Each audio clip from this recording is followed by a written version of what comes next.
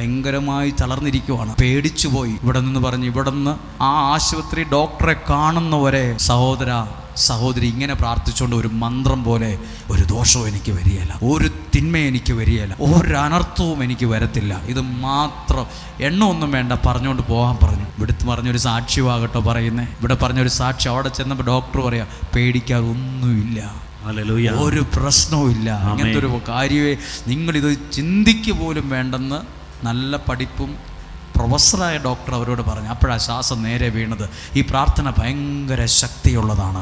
ഒരു ദോഷവും എനിക്ക് വരികയില്ല, ഒരു തിന്മയും എനിക്ക് വരികയില്ല, ഒരു അനർത്ഥവും എനിക്ക് വരത്തില്ല. വിശ്വസിക്കുന്നു. ഇതൊക്കെ പ്രാർത്ഥിക്കുമോ?